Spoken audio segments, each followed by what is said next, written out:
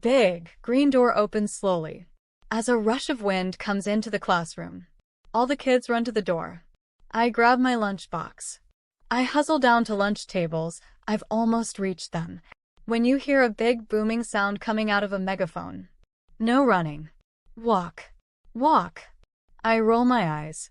I hate this reminder, and so do my friends, and change my pace to walk, and I think to myself, what's wrong with running? I plot my lunch onto a lunch table, and I can't wait to tell my friend about the crazy dream I had last night. And then another warning comes. Be quiet. Eat your lunch.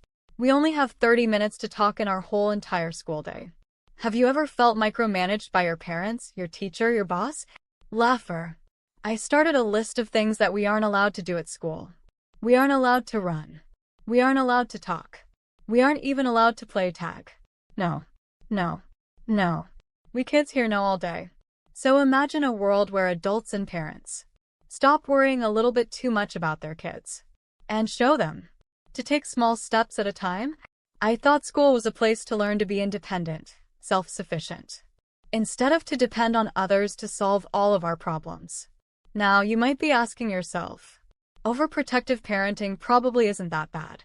Well, studies from the University of California, Berkeley, say it can cause more anxiety for kids, make them less independent, and even plagiarize more.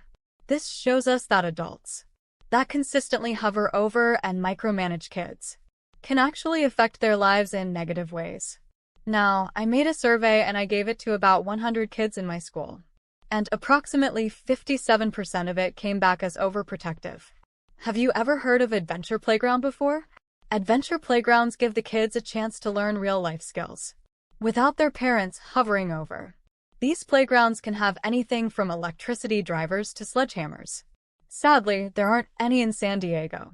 I have a terrific solution. You can make any backyard your very own adventure playground. Well, how to do it? First, get out some junk.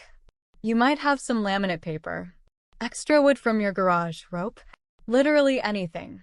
If I'd use these materials, I'd put 2 holes in a wood, fit a rope in one hole, tie a knot, swing the other end over a branch and tighten the knot in that hole. Now you have your very own swing. What would your kid make? A castle? A slide? A chair? What I'm about to tell you. This might seem a little bit dangerous and even seriously dangerous, but I'm gonna tell you what my parents let me do. I get to use a drill if I need to drill something. I get to go all the way to the top of my home if I'm going to need the fans.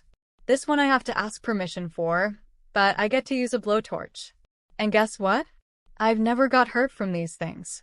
Instead of my parents saying no or be careful, they taught me how to use these things safely.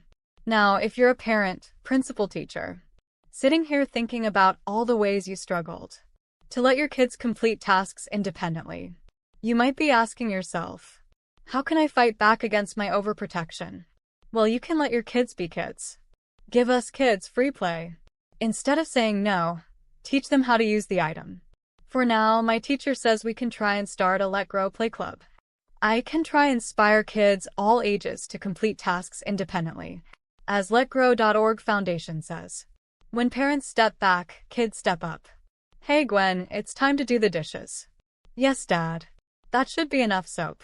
Let go to let grow.